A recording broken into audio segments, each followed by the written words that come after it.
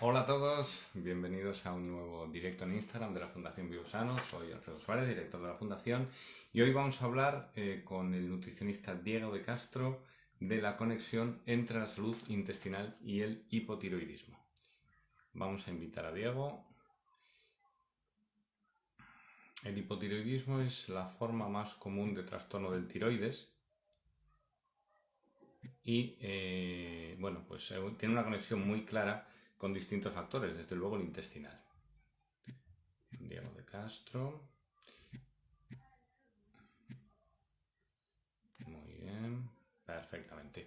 Diego es especialista. Nos va a contar no solamente el enfoque nutricional, sino otras partes que también intervienen en lograr una buena salud del tiroides, en concreto del hipotiroidismo. Vamos a esperar que se añada ahora mismo. Hablaremos, como siempre, primero con él, en general, de qué significa tener hipotiroidismo. Vamos a ver un segundito. Vamos a invitarle otra vez, Diego de Castro.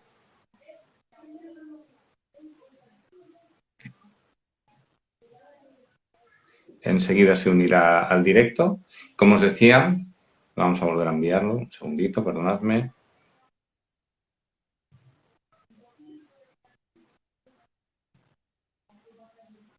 Vamos a ver.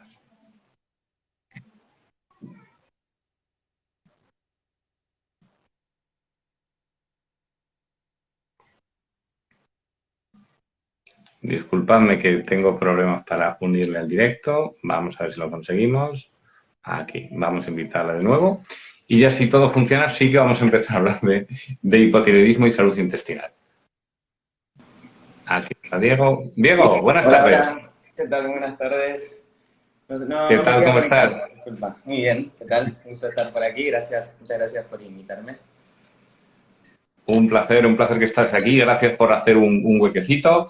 Estaba comentando que, bueno, hoy vamos a tratar el tema del hipotiroidismo, la relación entre hipotiroidismo y salud intestinal, y no solamente con la salud intestinal y no solamente con la nutrición, sino que probablemente hablemos de otros factores. Si te parece, Diego, lo primero, para quien no te conozca, pues te presento muy brevemente y luego ya si quieres tú comentas algo más acerca de ti. Diego de Castro es dietista nutricionista, coach nutricional, experto en alimentación saludable. Tienes ya una experiencia dilatada en consulta de 8 años, distintas formaciones en coaching. Y tu foco pues es ayudar, que me gusta mucho esta frase, creo en empoderar a mis pacientes, apoyarles, acompañarles para que puedan abrir sus alas y volar directos a sus objetivos, que me ha parecido algo magnífico y con lo que en la Fundación estamos totalmente de acuerdo. Cuéntanos un poco más de ti, por favor, Diego, tanto a nivel profesional como incluso a nivel personal, si quieres, y por qué este interés específicamente en el tema del hipotiroidismo. Bueno, gracias Alfredo por la presentación. Sí, efectivamente yo me he reciclado un poco a la nutrición una vez que he venido a vivir aquí a España y la verdad que es una carrera, bueno, que ya llevo más de 10 años practicando y que me encanta. Y fue un poco por motivación de mejorar, de autosuperar problemas que tenía, ¿sí? Porque yo mismo soy, digamos, ¿cómo podríamos decirlo? No podría decir he superado del todo porque es una cosa que nos acompaña, pero he estado en el fondo del pozo del hipotiroidismo autoinmune y bueno, lo he vivido en carne propia con mucha intensidad, ¿sí? De estar bastante mal, en 2010. Y bueno, gracias a estudiar mucho de nutrición, formarme también con buenos profesionales y de investigar mucho, también asociarme con mi compañera Montserreus y aprender también muchas cosas junto a ella. He descubierto una manera de acompañar esta patología o condición que Uh realmente me -huh. permite vivir una calidad de vida excelente sin tener, inclusive en mi caso, que tomar ni tan siquiera la medicación, viniendo de unos valores analíticos bastante complicados. Como yo siempre digo, cuando hablamos de hipotiroidismo y de mejorar la sintomatología, el objetivo no tiene ni mucho menos que ser dejar la medicación, al contrario, la medicación nos ayuda mucho, pero también hay mucho más que podemos hacer para mejorar determinados síntomas que lamentablemente, bueno, esto ya lo digo ya no por experiencia propia, sino por los centenares y miles de pacientes y miles de alumnos que tenemos que lamentablemente muchas veces los síntomas no remiten con solo tomar la pastilla, ¿sí? Que es importante tomarla, por supuesto que sí, y sobre todo que el médico acompañe y haga un seguimiento, ¿sí? Para atinar con la dosis, que muchas veces puede variar a la alza o a la baja a lo largo de la vida, pero que luego hay muchísimo más que podemos hacer para mejorar nuestra calidad de vida. Y en tu caso, un tema que a mí me parece fundamental, Diego, mucha de la gente que nos hemos acabado dedicando a la salud ha sido porque nosotros mismos, en mi caso también ocurrió, hemos tenido algún problema previo. Y pienso que tener las dos experiencias, la experiencia de paciente y luego la formación adecuada como profesional, nos da una capacidad de ayudar a la gente muchísimo mayor. En tu caso, entiendo que esto es lo que al final ha terminado dando forma al proyecto de Reshape. Sí, correcto, correcto. Claro, desde luego, evidentemente, el nivel de empatía, si bien para cuando uno se dedica a una profesión sanitaria, empatiza, ¿no? Con el paciente sería, es lo mínimo, entiendo. Pero claro, ya cuando hablamos de patologías afines o cuando una persona transita un camino que uno ya ha transitado, evidentemente empatiza más, porque hay una conexión diferente. Y sí, bueno, nosotros hemos creado una forma, digamos, de poder ayudar a las personas que va más allá de la consulta persona a persona, paciente a paciente, que también está bien, pero nos encontramos en su momento con Monse y decíamos, bueno, pero ¿cómo podemos ayudar a llegar a más personas, a poder ayudar a más personas? Porque claro, cuando uno va de hora en hora con los pacientes, puede visitar una X cantidad al año. Entonces creamos un curso junto a Monse y junto a Fer Orpinel, que es también un compañero que se dedica a la parte del deporte, un asesor en actividad física y, bueno, y otras cosas que hace muy interesantes. Y entonces nos asociamos los tres para dar forma al método Reshape, que es un programa que incluye pautas de alimentación y de estilo de vida, actividad física, justamente para complementar, para ayudar a mejorar toda esa sintomatología que desafortunadamente no se va solamente con tomar la pastilla, ¿sí? Porque el hipotiroidismo, digamos, la parte de tomar la medicación y suplir la hormona esta que el tiroides no segrega, es una parte muy importante, pero hay muchas más, hay otras partes de esa película previas y posteriores a esta que son importantes también tener muy en cuenta, ¿sí? Para que la persona pueda experimentar ese bienestar que de verdad se merece y estar en su mejor forma, en su mejor momento. Bueno, pues entiendo que parte de lo que habéis incluido en ese programa, de lo que has aprendido en todos estos años de tu experiencia personal, es lo que vamos a compartir hoy aquí. Sí, Si te claro. parece, vamos a entrar en el tema directamente, Diego. Dejaremos un tiempo final para preguntas, para la gente que nos esté viendo. Luego se va a quedar también subido el material en Instagram y luego en YouTube para que lo puedan ver más gente. Empezamos hablando, si te parece, del hipotiroidismo brevemente. ¿Qué es el hipotiroidismo? Básicamente, a ver, entendamos que el hipotiroidismo hace referencia a un problema que se centra en una glándula, que es la tiroides, que está aquí, ¿no? La altura del cuello. Es una glándula con una forma de mariposa, ¿sí? Muy curiosa, por eso a veces la asociamos con esta imagen. Y hipotiroidismo, básicamente, la etimología, ¿no? Hipo quiere decir que hay una disminución en la función de esta glándula tiroides. ¿Y qué hace esta glándula tiroides? Pues es muy importante porque es una reguladora del ritmo del organismo, ¿sí? Marca el ritmo de los determinados órganos de nuestro propio cuerpo. Entonces, cuando hay hipotiroidismo, indica que hay una disminución en el ritmo básicamente de los órganos, ¿sí? De nuestra propia percepción interna y externa de los ritmos que marca el cuerpo. Entonces, hipotiroidismo es eso, que hay una disminución en la secreción de una determinada hormona, que en este caso sería la T4, ¿sí? Que es la que segrega la tiroides. Por eso cuando se habla de la medicación, el famoso Eutirox o la levotiroxina, en otros países conocida, lo que se hace es se da esta medicación que la glándula, por diferentes motivos, no produce, ¿sí? Básicamente esa sería la idea general de lo que es el hipotiroidismo. Y cuando hablamos de hipotiroidismo, Diego, ¿nos referimos a un único tipo o puede haber diferentes tipos de hipotiroidismo que cursan a lo mejor pues, con distintos síntomas? Vale, esta es una buena pregunta. De hecho, si nos vamos a la clasificación médica, hay tres niveles de hipotiroidismo, ¿sí? Todo, cuando empezamos a estudiar la anatomía vemos que todo es muchísimo más complejo de lo que parece a simple vista y ahí valoramos, digamos, lo maravilloso que es el cuerpo, ¿no? Y la tiroides es una parte de la glándula, pero que tiene una jefa y a su vez esa jefa tiene otra jefa, ¿no? Entonces hay el hipotiroidismo primario, que es en el que hoy vamos a centrar la atención porque es el más prevalente con mucha diferencia, ¿sí? Que es cuando el problema aparentemente, que ahora voy a matizar esto que voy a decir, aparentemente estaría en la glándula.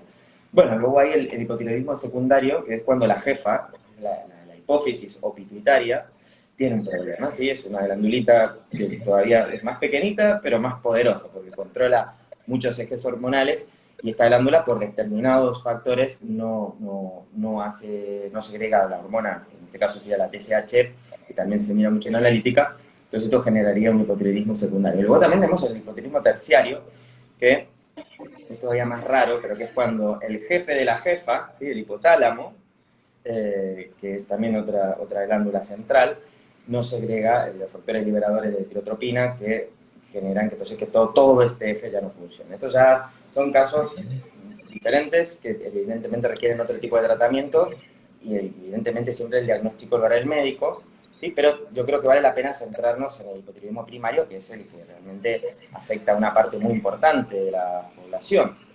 Entonces, dentro de lo que es el hipotiroidismo primario, es interesante aclarar que aproximadamente el 90% de los casos, ¿sí?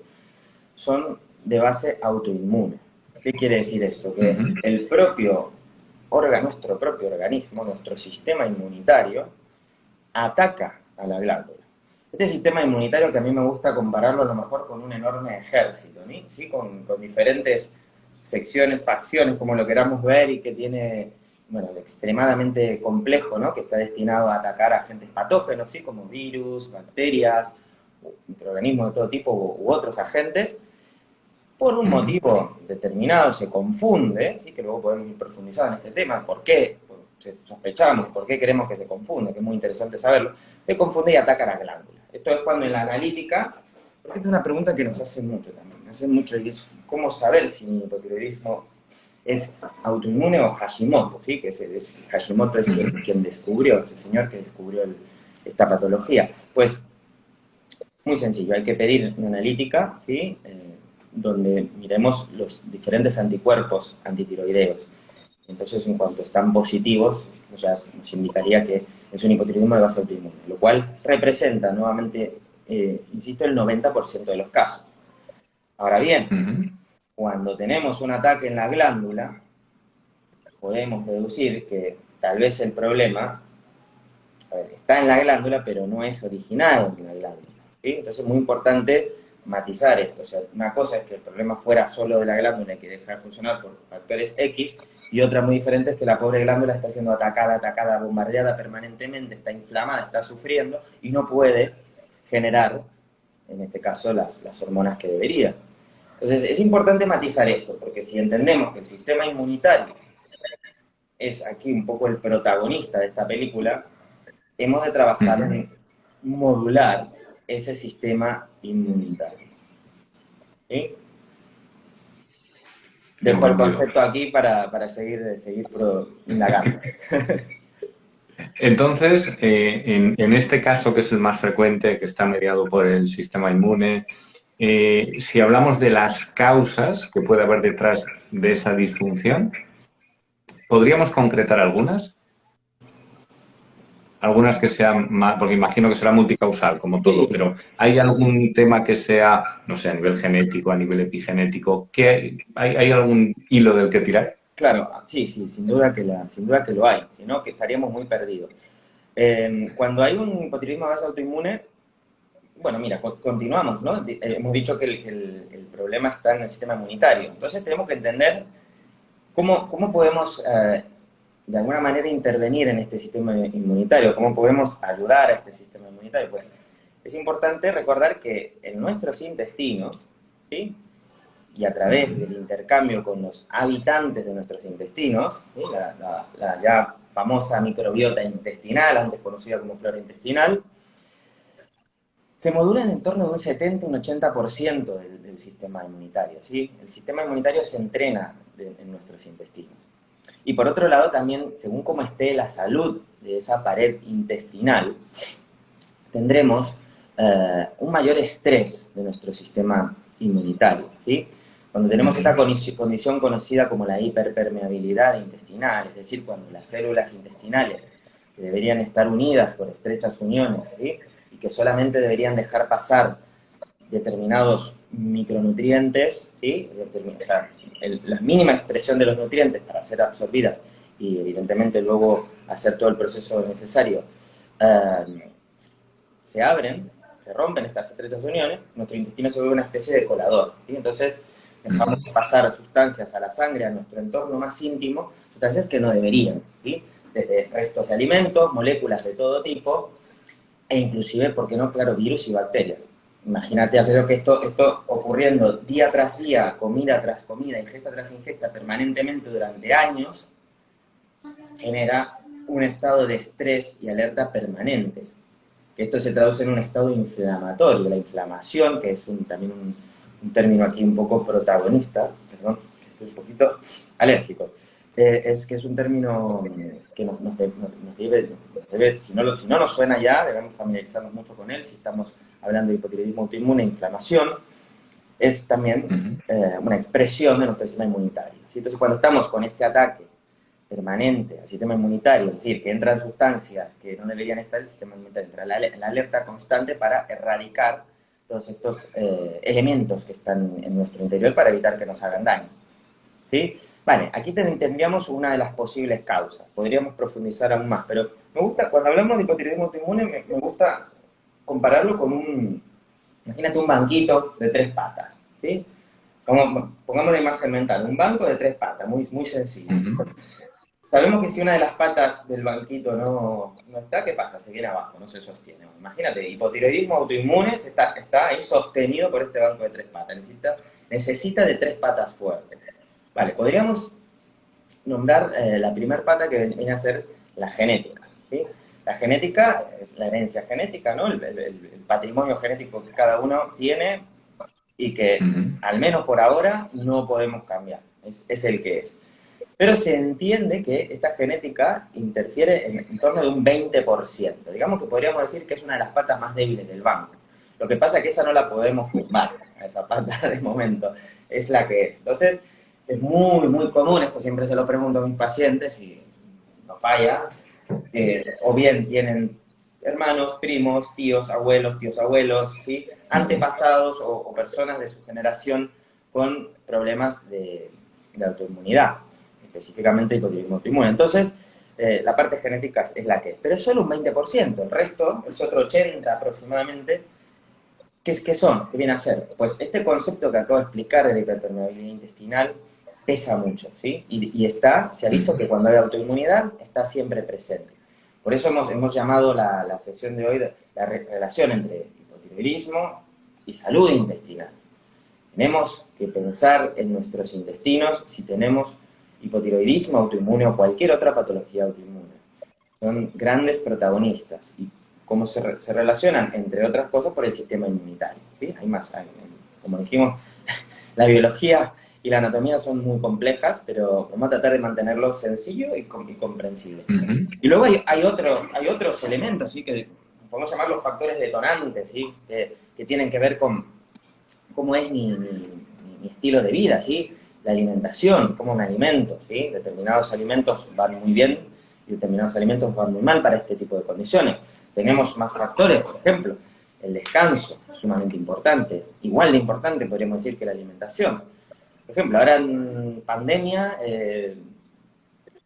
¿quién está exento de haber empeorado su calidad de descanso, verdad? O sea, cuando pregunto a los pacientes, una pregunta fundamental en la primera consulta, ¿cómo estás? ¿Cómo duermes? Y ahora mucho peor. Bueno, ahora está un poco mejorando la cosa, afortunadamente, pero la calidad del descanso, el descanso reparador, no se puede cambiar, o sea, no hay nada que sea tan importante para regenerar el sistema inmunitario, regenerar todo nuestro organismo, como un descanso de calidad. Esas 7, 8, 9 horas que muchas veces, pero además bien dormidas, ¿eh? No nos sirve estar 7 horas en la cama y dormir 4 o 5, claro. Esto es un tema importante a trabajar. Otro elemento detonante, ¿sí? Muy importante, los niveles de estrés, ¿sí? Que en nuestra sociedad actual, ¿cómo los tenemos? ¿Sí? Quien más, quien menos, el estrés es relativamente elevado para muchas personas. Esto nos afecta. Hay un dato muy interesante que me gustaría compartir contigo, Alfredo, que es que con vosotros que estáis aquí, que es que un minuto, o sea, esto está medido, ¿eh? No es una metáfora, eso está medido, ¿sí? Por un estudio. Ujú. Un minuto un pico de estrés, ¿sí? Lo podemos traducir, por ejemplo, un minuto de un cabreo fuerte, ¿sí? Estoy cabreadísimo, o un minuto de una tristeza muy profunda, ¿sí? Ujú. Son picos de estrés, son capaces de disminuir la actividad de nuestro sistema inmunitario durante las siguientes 6 horas. ¿Sí? O sea, fijaros la relación enorme que hay directa entre el estrés y el sistema inmunitario. Luego, bueno, también sabemos que hay una relación muy directa entre lo que ocurre aquí y lo que ocurre en el segundo cerebro. ¿Sí? Entonces, la microbiota también se va a ver afectada por el descanso, o sea, también se va a ver afectada por el estrés. Y veremos cómo todo se empieza a interconectar. Y Ujú. algo que realmente luego empieza a ser complejo, porque empezamos a enumerar muchas cosas, luego en la práctica no es tan difícil de trabajar, eso también es lo bueno. Más cosas, el nivel de actividad física, muy importante, ¿sí? Si yo soy una persona extremadamente sedentaria, por muy bien que coma, estoy enfermo, ¿sí? Por muy bien que coma. Necesito moverme. Esto es, o sea, nuestro código genético es así. Somos máquinas preparadas, creadas o evolucionadas para movernos. Entonces, fundamental el tema de la actividad física, ¿sí? Bueno, hay un determinado tipo, podemos profundizar aquí también, o sea, no toda la actividad física es igual, menos el hipotiroidismo autoinmune. Debemos estimular la fuerza, es importante mantener una vida activa, aunque tengamos un trabajo como yo de 8 o 10 horas sentados, pero es muy Ujú. importante que luego compensemos, ¿sí? O sea, la vida activa, es el caminar, el andar, el subir escaleras, el bajarlas, el pasear, el ir a comprar, el cocinar, el limpiar, lo que sea. Pero es que además necesitamos estimular la fuerza de nuestros músculos. ¿Y por qué es tan importante estimular la fuerza de nuestros músculos? Por empezar, que cuando estimulamos los músculos generamos lo que llaman las mioquinas, que son mediadores antiinflamatorios. Tenemos que combatir el estrés, perdón, eso me está adelantando. Queremos combatir la inflamación, las mioquinas nos ayudarán, entre otras tantos elementos. Por otro lado, cuando trabajamos la masa muscular, favorecemos una segunda parte de esta película del hipotiroidismo, que es lo que ocurre después de que yo tomo la hormona, ¿sí? Tomamos la T4 como medicamento, pero la T4 un poco, por así hablando, un poco como que ni fu ni fa el cuerpo. Realmente lo que nos marca el ritmo del metabolismo es la hormona T3, que es la T4 cuando pierde, ¿sí? un átomo de yodo y se convierte en T3. Entonces, esta conversión ocurre en el tejido muscular, ocurre también en los intestinos, ocurre en el hígado. ¿Sí? Esos son órganos a tener muy en cuenta, ¿sí? Los intestinos, mira, nuevamente, como parece, ¿no? O sea, a pesar que hace unos cuantos años, me acuerdo cuando la primera que estudié nutrición era como, bueno, están ahí, ¿no? Fíjate cómo ahora han cobrado tanto protagonismo a partir de que no hace tanto conocemos mejor la microbiota intestinal y todas las funciones, la podemos considerar un órgano más. Vale, entonces, interesante estimular esa masa muscular, ese tejido muscular, porque de esa manera podemos favorecer esa conversión entre T4 y T3. Esto se ve en las Ujú. analíticas, o sea, pacientes que se ponen las pilas de verdad y que, bueno, se alimentan adecuadamente para también poder generar ese estímulo de masa muscular. Vemos cómo esa T3 va mejorando paulatinamente en analíticas, la conversión T4-T3 va mejorando, ¿sí? Es una parte, ¿no? Hay más cosas para hacer, pero quiero decir que estos hábitos realmente influyen. Y por supuesto está la salud intestinal, que la dejé para el final, pero también es muy importante, porque la salud intestinal, según cómo esté mi tránsito intestinal, cómo esté mi sintomatología, si tengo una digestión pesada, que cada vez que como se me hincha la barriga, ¿no? O sea, la distensión abdominal, o tengo muchos eructos, muchas molestias, sintomatología gastrointestinal, pero intestinal especialmente, la he de trabajar, he de procurar tener una digestión que sea lo más saludable, lo más equilibrada posible. Ujú. La mejor digestión, ¿sabes cuál es, Alfredo? Aquella que no, La que no se nota. la que no se nota, que tú comes y ya está, ni piensas, ya está, sigues con tu vida y no se ha notado. Entonces, bueno, ahí tenemos un poco uno de los factores que pueden influir. Luego también la exposición a tóxicos, ¿sí? Que también es un tema continuo. También se ha visto que, bueno, la incidencia del hipotiroidismo es mucho más elevada en mujeres que en hombres, ¿sí? Se calcula que Ujú. de cada 10 mujeres, un hombre sufre de hipotiroidismo, y esto es una estadística que está calculada. Luego, también sabemos que la mujer tiene mayor propensión, en muchos casos, a activar ese hipotiroidismo luego, después de algún parto, ¿sí? Después del primer, segundo parto, por ejemplo, o también en la etapa perimenopáusica, ¿sí? Son etapas donde puede haber Ujú. mayor riesgo, mayor propensión. Entendido, entendido. O sea, al final, interesante que ese componente genético sobre el que no podemos actuar no sea el más importante, ese 20% que dices. El tablero de juego parece que es una parte importante, al menos el intestino, y Claro. luego los hábitos de vida que nos influyen en absolutamente todo y también, lógicamente, en este tema. ¿Y qué síntomas la gente, tanto que tenga diagnosticada, porque bueno, habrá mucha gente que nos esté viendo ahora o que vaya a ver luego el vídeo, que tenga ya su diagnóstico de hipotiroidismo? Habrá otras personas que a lo mejor no lo tengan claro.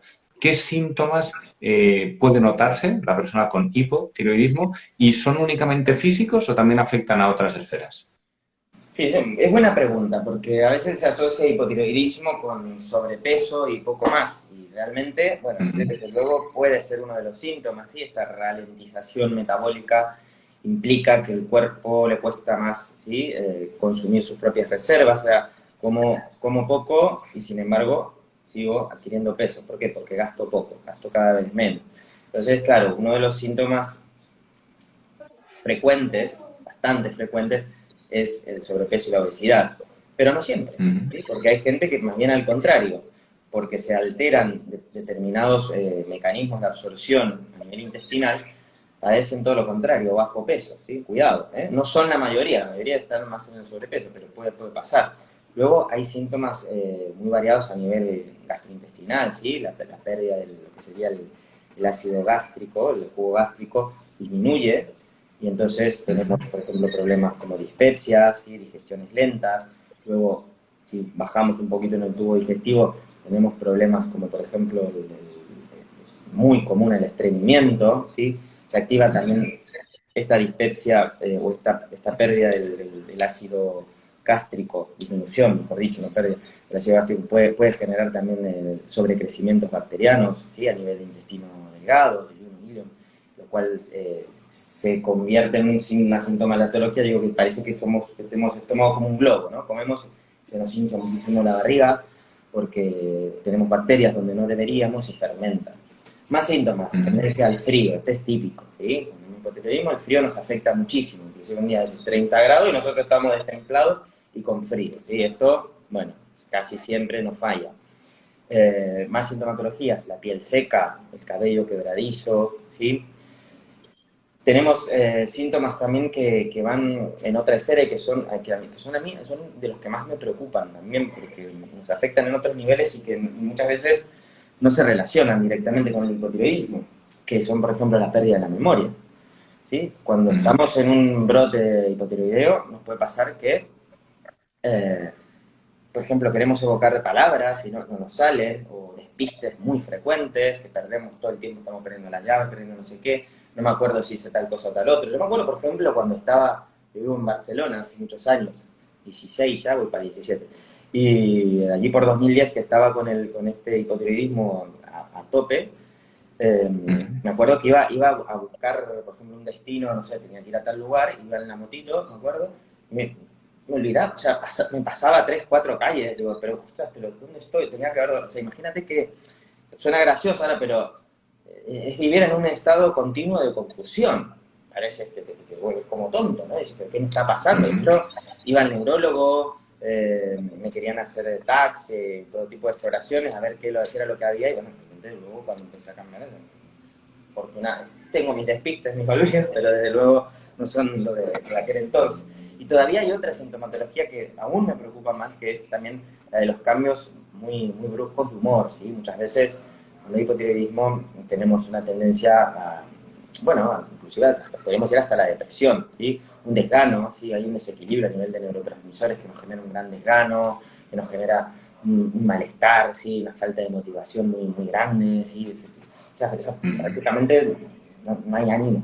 Luego el cansancio extremo que se siente, ¿sí? Como una mochila de 200 kilos que llevamos en la espalda, estamos permanentemente cansados. Generalmente también tenemos sueño cansado durante todo el día, luego nos vamos a la cama y no podemos dormir bien. Parece decir, estoy tan cansado, bueno, pues cojo la cama ahora y ya me duermo, pero luego vemos que no dormimos bien. Entonces al final es como un círculo vicioso permanente. Y hay muchas más cosas. Luego por analítica se pueden detectar, por ejemplo, niveles elevados de colesterol, transaminasas a veces en muchos casos elevadas, ¿sí? Luego hay vinculación también con algunas intolerancias alimentarias, que en muchos casos existen, ¿sí? Síntomas hay muchos que se pueden vincular con el hipotiroidismo. Estos son algunos de los principales, pero pueden haber unos cuantos más.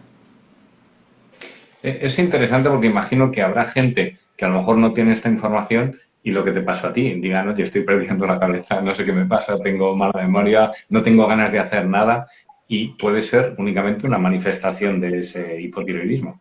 Sí, sí, sí, por eso vale la pena mirar. Yo por eso digo siempre, si vais a pedir unas analíticas, tenéis sospecha, no cuesta nada añadir al menos los valores básicos de tiroides. Y si se puede, siempre también mirar los anticuerpos, porque a mí no me encuentro con muchísimos casos de pacientes que vienen a mí, o bueno, personas que hacen el curso, y que tienen anticuerpos, ¿sí? Lo que decíamos, por ejemplo, ¿no? Anticuerpos anti-TPO, o antiperoxidasa, sobre todo, son los que suelen salir positivos, pero que no tienen hipotiroidismo. O sea, tienen la glándula que está siendo sometida al ataque, pero aún en una proporción baja y no se ha manifestado la patología. Entonces ahí podemos trabajar, podemos hacer cosas a nivel preventivo para intentar evitar que avance. ¿Sí? Se trabaja como, pues sobre todo con estos principios que he comentado, estos factores, y también enfocándonos mucho, mucho, mucho en la salud intestinal, en revertir esa hiperpermeabilidad intestinal. Interesante también lo que dices. Probablemente las mismas medidas que sirvan para tratamiento también actúen como prevención. Por supuesto, por supuesto. Sí, sí, en muchos casos también hemos visto de cuando vamos, al final aquí todo, es que al final son muchas variables, ¿sí? Que es una sinergia de elementos, de factores, porque está la parte de alimentación, está la parte de cuidado intestinal y todo lo que comenté después, ¿no? El descanso, los niveles de estrés, la actividad física. Cuanto mejor se puedan ir llevando cada uno de ellos, ¿sí? Hay posibilidades o sea, en analíticas yo he visto muchísimo, pero bueno, vamos, infinidad de veces de cómo anticuerpos muy, muy disparados van bajando, ¿sí? Entonces el ataque a la glándula disminuye, ¿sí? La inflamación disminuye, las personas se empiezan a encontrar mejor.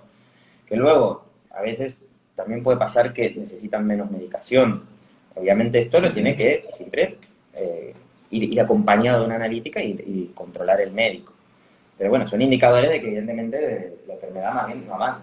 Hay que recordar también algo importante, ¿sí? Cuando hay una patología autoinmune, una estadística que no me gusta nada compartirla, pero es la que es y también mi deber es informar, ¿no? Que cuando hay una patología autoinmune hay bastante más probabilidad de tener otras patologías autoinmunes. Entonces es importante, muy importante trabajar en estos factores que estoy nombrando para intentar revertir esta estadística, ¿sí? en la vida propia. Entendido. Y ya enfocándonos en lo que serían las soluciones, nos has dado unos cuantos caminos, ¿no? Sí. La gestión del estrés, el descanso adecuado, la nutrición, la salud intestinal. Si nos tuvieses que dar algún tip concreto, ¿no? Para la gente que nos esté viendo y diga, mira, yo tengo hipotiroidismo, quiero empezar a hacer algo, pero no sé muy bien por dónde tirar. ¿Hay algo sencillo que tú hayas visto a tus pacientes que funciona, que lo pueden hacer y que tiene un impacto en su salud?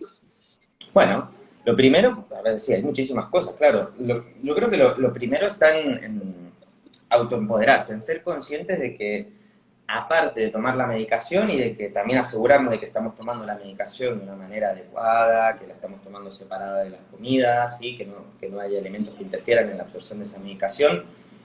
Aparte de eso, tengo el poder de hacer muchas cosas para mejorar mi calidad de vida, ¿sí? Primero ser consciente de esto es poderoso, ¿sí? Eso es tomar conciencia de esto realmente nos empodera. ¿Sabemos esto? Bueno, pues manos a la obra. Entonces, ¿qué podemos hacer? Revisemos todos estos... ¿Qué puedo hacer para dormir mejor, por ejemplo, ¿no? O sea, si duermo mal, ¿qué es lo que puedo hacer? ¿Cómo puedo mejorar la calidad de mi descanso, ¿no? Entonces, bueno, la exposición a pantallas por la noche, y si no puedo evitar, por lo menos usar estas gafas que evitan que los rayos, se llama la luz azul, los ultravioleta azules, que son los que hacen que nuestro cerebro piense e interprete que sigue siendo de día y mantenga los niveles de cortisol elevados y haga que la melatonina no aumente. Entonces, que intentemos, por ejemplo, tomar estas medidas, luego buscar un ambiente adecuado para descansar, ¿sí? Un ambiente donde haya oscuridad total, donde evitemos el ruido, o bien nos pongamos tapones, o bien nos pongamos estos antifaces, ¿sí? Procurar que la temperatura del cuarto sea la adecuada, que las sábanas, que la cama, la almohada sean cómodas, que estemos bien. A veces que estos pequeños detalles no los tenemos en cuenta. A veces una almohada, a mí me ha pasado, ¿no? Una almohada donde dormimos mal y estamos incómodos y nos vamos despertando. Evitar tomar grandes cantidades de líquido por la noche para no estar levantándonos a hacer pis, ¿sí? Estos detallitos ayudan mucho. En el tema del estrés, claro, aquí no me daría para toda una sesión, ¿no? Pero si somos conscientes que estamos estresados, priorizar este factor como algo que realmente debemos trabajarlo, ¿sí? Hay veces que el estresor, la putada está ahí y no la podemos cambiar. Vale, entonces, ¿cómo me puedo trabajar yo? Lo que yo sí puedo trabajar es mi reacción ante esa putada, con perdón, ante esa situación que no puedo cambiar. Otras veces nos estresamos por situaciones que sí podemos cambiar, pues, ¿sí? A empoderarse y a buscar la forma de cambiarlo, de mejorarlo. Pero el estrés nos afecta y nos hace daño, es un veneno que tenemos en la sangre. Entonces, tomar acción para mejorarlo. Uno de los grandes desestresantes naturales que hay, la actividad física. Practicar un deporte adecuado, no machacarnos, cuidado, que el exceso de deporte tampoco es bueno, también nos oxida, también nos inflama, también nos envejece prematuramente. Una actividad física adecuada a las posibilidades de cada uno, a la edad, a la condición física de cada uno, es sumamente importante, ¿sí? Y recordar introducir la fuerza. Luego, de cara a la salud intestinal, pues aquí, claro, muchas veces ya, según si hay mucha sintomatología, toca ponernos a trabajar en conjunto con un buen profesional que nos ayude, ¿sí? Porque, claro, si hay estreñimientos, pero luego si hay, como decía, si hay un sobrecrecimiento bacteriano, si hay otra cosa que también es desafortunadamente muy frecuente en el hipotiroidismo, lo que es la invasión del Helicobacter pylori, ¿no? Que coloniza el estómago y, bueno, da mucha sintomatología. Entonces, bueno, la salud intestinal también es prioritaria. Si hay muchos síntomas, hay intolerancias, hemos de buscar soluciones, ¿sí? A veces, si para eso están los profesionales, estamos los profesionales de la salud que pues, pueden ayudar, porque la persona por sí misma a veces no puede abordar las soluciones de la salud intestinal, generalmente. Pero lo que sí se puede abordar, desde luego, son pautas de alimentación. Me gustaría dar algunas pinceladas, ¿sí? Generales. Por ejemplo, a mí me gusta mucho compartir estas 3 reglas de oro que generalmente aplican muy bien y ayudan mucho a las personas, que son fáciles de implementar. Esos son solo 3, y entonces son fáciles de acordar. Si fueran 17, la regla de oro, la número 1 que digo yo, la primera, es de procurar que en cada plato de comida o cena haya al menos 3 colores de verduras y hortalizas, ¿sí? Que haya colores. En estos colores, así, por un lado nos aseguramos de ir variando, ¿sí? De ir utilizando diferentes variedades de verduras y hortalizas, pero por otro lado nos aseguramos de que haya un buen pool de fitonutrientes, ¿sí? Son estos compuestos que tienen palabras muy raras siempre, que no hace falta acordárselos, pero que tienen diferentes características que ayudan a proteger nuestros órganos, nuestros sistemas, ¿sí? Nos ayudan a depurar el organismo, nos ayudan a hacer una acción antioxidante, tienen una acción muy protectora. Entonces, en esos pigmentos de las verduras y hortalizas están estos fitonutrientes. Por tanto, una forma muy fácil de tomarlos es asegurándose que siempre hay al menos 3 colores distintos y variándolos. La segunda regla de oro dice que busquemos que aproximadamente la mitad del plato contenga verduras y hortalizas, ¿sí? Ahora bien, medio plato de verduras y hortalizas, podemos estar imaginándonos comiéndonos muchas ensaladas. Pero curiosamente, cuando hay hipotiroidismo autoinmune y sobre todo si hay una digestión comprometida por cualquiera de los síntomas que he ido enumerando, interesa reducir el crudo al mínimo indispensable y tomar verduras y hortalizas más bien cocinadas, ¿sí? Por métodos amigables con los nutrientes, ¿sí? No dejemos el alimento ahí hirviendo horas y luego tiremos esa agua porque entonces vamos a tomar cadáver de alimento y no vamos a tomar alimento. Pero es muy importante usar técnicas como el vapor, o bien hervir y luego tomarnos el líquido como si fuera una crema o una sopa, o bien utilizar técnicas como el salteado, un salteado con un aceite bueno, un salteado rápido sin quemar el aceite, o una plancha, ¿sí? Buscar técnicas, ir variando, ¿sí? No quiere decir que el crudo esté prohibido, pero lo que estoy diciendo es que no nos va nada bien el exceso de crudo. O sea, grandes ensaladas no van bien cuando hay hiperpermeabilidad intestinal. Potencian esta hiperpermeabilidad intestinal. La regla de oro número 3. Comer y parar de comer hasta antes de estar lleno, ¿sí? Buscar una saciedad que yo digo como de un 80%. Es decir, comer, ya digo, un plato moderado que nos deje saciados, que nos deje a gusto, pero sin abusar. Cosa que en nuestra cultura cuesta, ¿sí? Estamos un poco educados para el otro lado. Y nos gusta comer, y a veces llegamos con mucho apetito, y a veces ya no solo es que comemos un plato enorme, sino que luego nos ponemos más y luego viene el postre. Entonces, ¿cómo acabamos? Pues eso se ha visto que también, por un lado, aumenta los niveles de oxidación del organismo, que es otro elemento que también, desde luego, no ayuda a la salud en general y menos a la de tiroides, pero por otro lado, también, evidentemente, nos va a engordar, ¿sí? Y entonces, bueno, contribuye a este círculo vicioso. Hay una cosa importante también, ¿cómo voy a comer ese plato, ese 80% de alimentos? Yo tengo que comer con calma, tengo que masticar. Y esto lo sabemos todos, pero ¿cuánto lo aplicamos cada día en cada comida? El inicio de la digestión es la masticación. Si yo no mastico bien y no destruyo bien ese alimento ya por acción mecánica de los dientes, ¿verdad que el estómago no tiene dientes, Alfredo?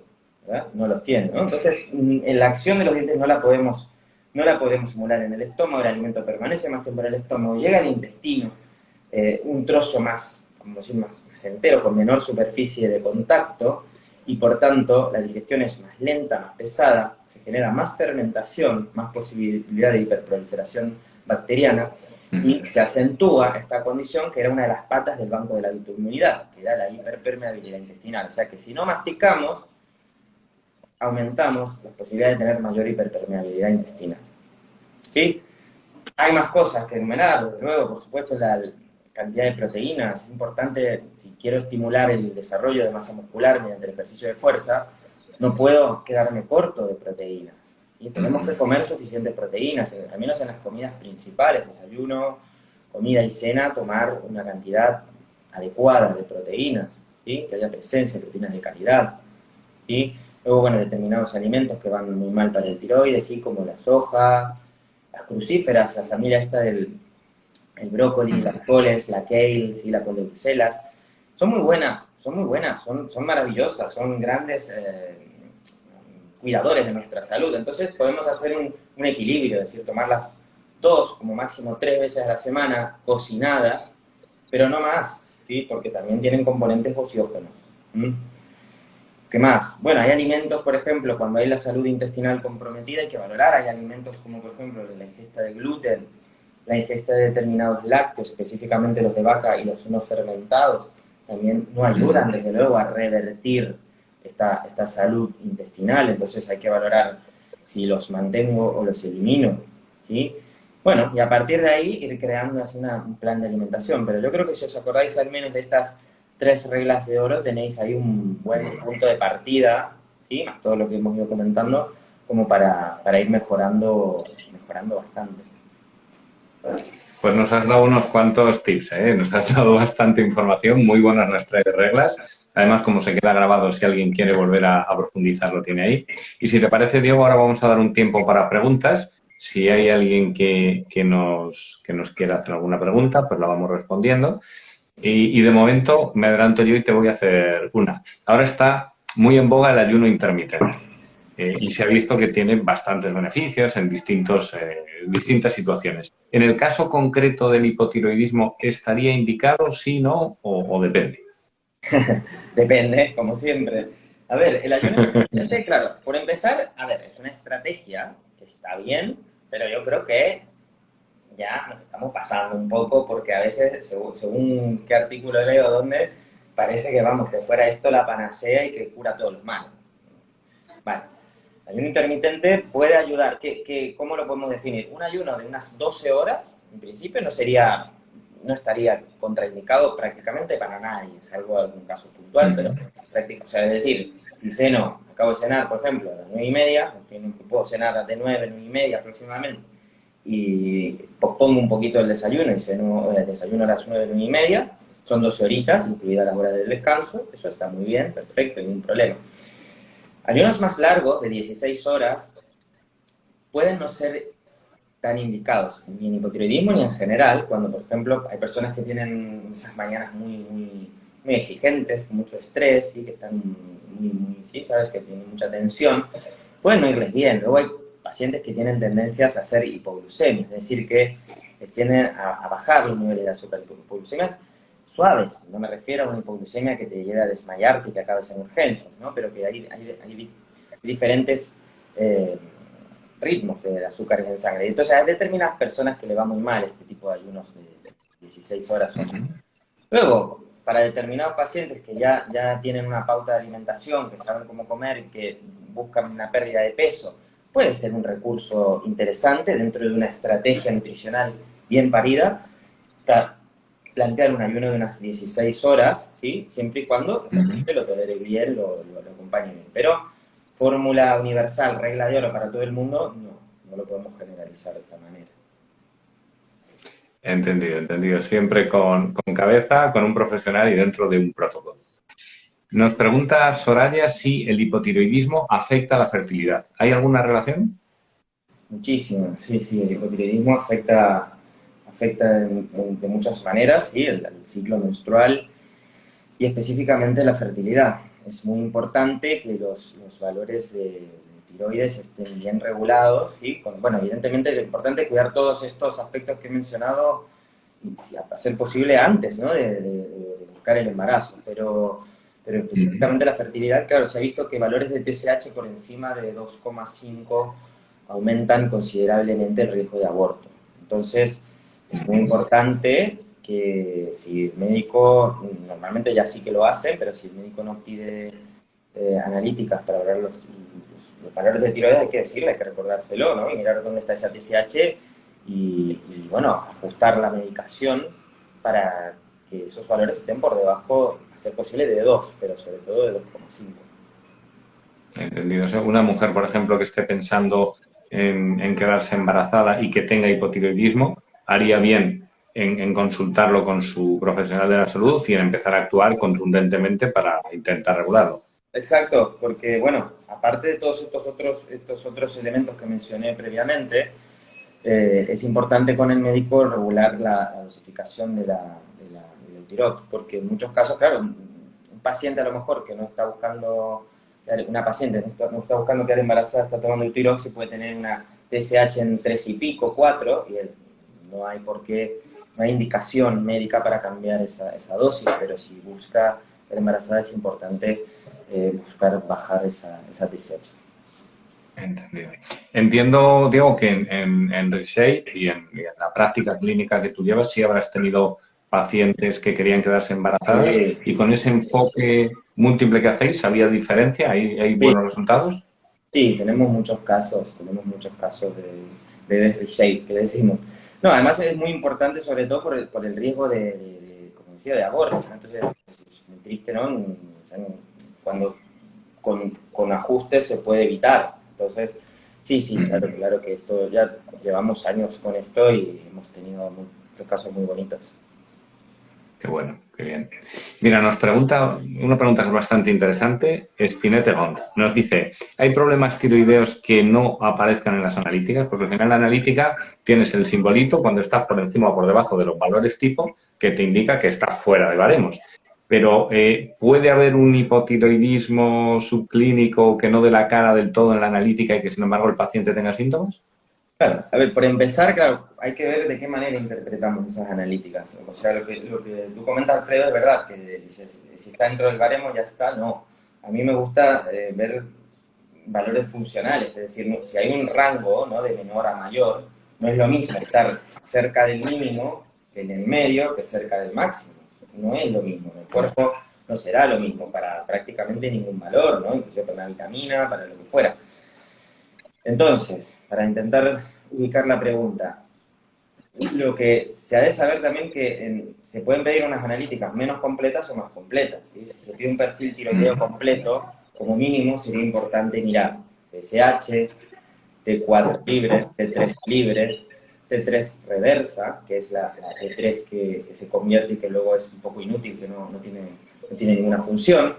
Y hemos de mirar también los anticuerpos, ¿sí? Los 2 o 3, depende, anticuerpos de tiroides que puedan haber. Entonces, esas analíticas sí serían completas y nos permitirían. Acordaros que hay varias partes de la película, como si una cosa es lo que segrega la glándula, pero luego como lo que segrega la glándula, que es la T4, se convierte en T3 en los órganos periféricos. Entonces, si tenemos todo ese perfil, podemos tener una instantánea mucho más completa y abarcativa de cómo está tu perfil tiroideo en este momento.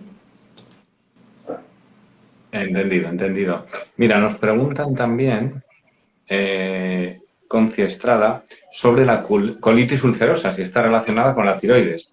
Entiendo que puede haber un rango de enfermedades, ¿verdad?, que, como tú decías, al estar relacionada con el sistema inmunitario, pueden tener que ver con tiroides. ¿Cuáles podrían ser?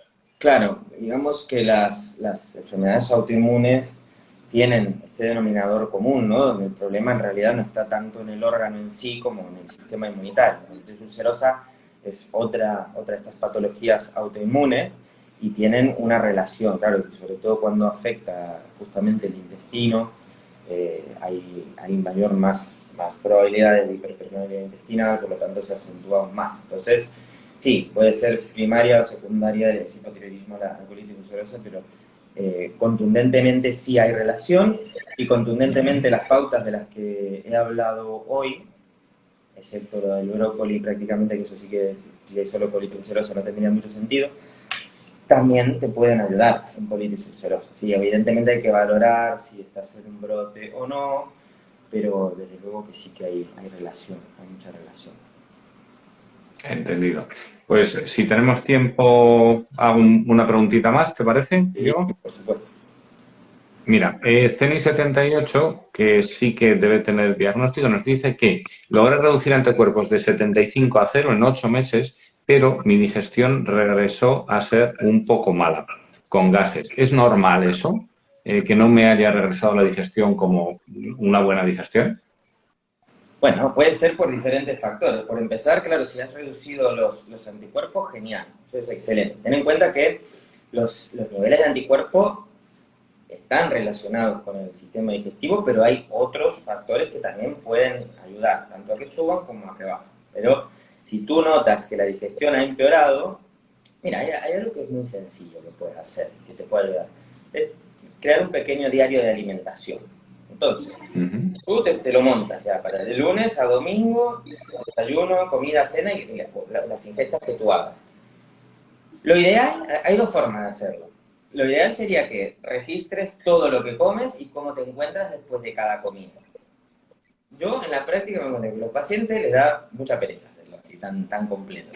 Entonces yo me inventé una versión más resumida, que es decir, cuando notes malestar, apunta rápidamente todo lo que has comido en la última ingesta o en la última y en la anterior. Esto lo tienes que hacer durante 1 o 2 semanas. Y a partir de ahí, buscar patrones, buscar a ver qué elementos comunes son los que están desencadenando estos gases, esta mala digestión, esta pesadez, o lo que fuera, ¿no? Esta diarrea, este estreñimiento, etcétera, etcétera.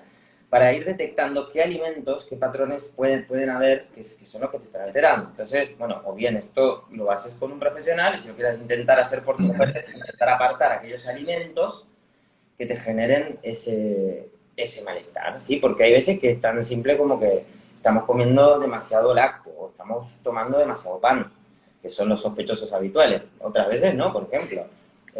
A veces hay pacientes, tengo uno, por ejemplo, que el café le genera malestar y diarreas. Fue tan sencillo como apartar el café y luego ya prácticamente todo volvió a su sitio. ¿Sí? Pero hay que saber a veces que si cada cuerpo es un mundo, entonces no habla de sospechosos habituales, ¿sí? Que hay unos cuantos, pero luego a veces son cosas que no nos esperábamos. Una labor de detective, de investigación profunda. Exacto. Pues mira, una última pregunta. Juma nos dice, en mis analíticas pone que mi antiperoxidasa está en 207. No dice si es positivo o no. Sigo sin saber si mi hipo es autoinmune. Claro, esto lo has de mirar con el laboratorio. Normalmente lo que te ponen son rangos tiene que haber un rango de menor que o mayor que. ¿Sí? Yo veo un 20,7. Los anti-TPO, claro, pero es que claro, por eso te digo, depende un poco de la unidad, ¿sí? De la magnitud que utiliza el laboratorio para medir. Entonces, no te quiero decir una cosa por otra porque sin la analítica delante es complicado. Pero normalmente, como para que te puedas orientar tú misma, es que en el laboratorio te tienen que dar el rango a partir del cual es positivo o negativo. ¿Sí? A veces no te ponen la palabra positivo o negativo. Otra cosa que puedes ver es que a veces lo ponen en negrita o con un asterisco porque es fuera de rango, ¿sí? Esto mira, porque inclusive de laboratorio a laboratorio, aunque sea el mismo parámetro analítico, a veces varían los rangos de normalidad. Siempre se debe comparar dentro del análisis de ese laboratorio. Importante eso. Bueno, Diego, pues ya estamos llegando al límite de tiempo. Hay más preguntas, pero tenemos que cortar en algún momento. Si la gente quiere saber más, dinos por favor en la página web dónde pueden saber más de ti y de tu método. Vale, bueno, en mi Instagram, aquí en el link, en la biografía, tenéis de las primeras opciones, podéis descargar de forma totalmente gratuita 2 masterclasses del método Reshape. En este caso las da mi compañera Monse, que es la que explica tú un poquito, bueno, mucho de lo que he hablado hoy con mayor profundidad, ¿sí? Con vídeos muy, muy didácticos. Y en este método soy yo quien da la parte de nutrición y de alimentación. Entonces, si os apetece, si estáis ahora mismo estáis buscando soluciones, buscando alternativas, os súper recomiendo descargaros esas dos masterclasses de forma gratuita. También tenéis otro recurso mío que es un manual para entrena tu microbiota, ¿sí? Sobre todo está enfocado en cómo transformar la alimentación para tener una microbiota saludable y también específico para personas que deseen equilibrar o bajar su peso, ¿sí? Para disminuir su peso. Así que, y bueno, cualquier cosa que queráis saber más de mí, tenéis mi perfil, tenéis mi blog, donde cada mes publico al menos 2 artículos relacionados con todos estos temas que hablé y que, bueno, que os pueden también ayudar y orientar. Y me podéis, si no, escribir por mensaje directo. Así que tenéis muchas formas de encontrarme y contactar conmigo. Pues muchísimas gracias, Diego, por tu generosidad, por todo lo que has compartido con nosotros. No sé si quieres decir algún último mensaje. Sí, bueno, sobre todo que si estáis ahora, ya sea que estáis con un diagnóstico reciente de hipotiroidismo o bien que esta condición te está acompañando hace muchos años y estás, bueno, ¿no? Buscando soluciones, buscando alternativas, o sea, vuelve a ver esta grabación, repasa esta charla, o sea, lo que he dicho de verdad funciona y no porque lo diga yo, ni es porque a mí me haya funcionado, porque lo he probado con centenares de pacientes. En la Academia Reshape tenemos 2.500 alumnos felices, a los cuales encuestamos, a los cuales tenemos feedback, de los cuales tenemos centenares de testimonios maravillosos y que realmente hay mucho más que se puede hacer aparte de tomar la medicación, que es muy importante, ¿sí? La medicación es fundamental. De hecho, desrecomendaría a alguien que deje de tomar la medicación ni aún estando mejor, a no ser que el médico se lo indique. Pero hay mucho, mucho, mucho más por hacer. Cuida de tus pilares, cuida de tu descanso, cuida de tus niveles de estrés, cuida de tu actividad física, cuida de tu salud intestinal, cuida de tu alimentación y de tu hidratación de la manera que hemos ido hablando. Y bueno, y a por todas, valiente. Pues Diego de Castro, nutricionista, coach nutricional, muchas gracias por estar con nosotros, por hablar de hipotiroidismo, salud intestinal y estilo de vida. Y gracias por todo. Gracias a todos los que nos estáis viendo también. Y cualquiera que quiera saber más, a través de tu Instagram puede tenerlo. Claro que sí. Muchísimas Muchas gracias. gracias. Hasta la próxima. Gracias a todos. Hasta luego.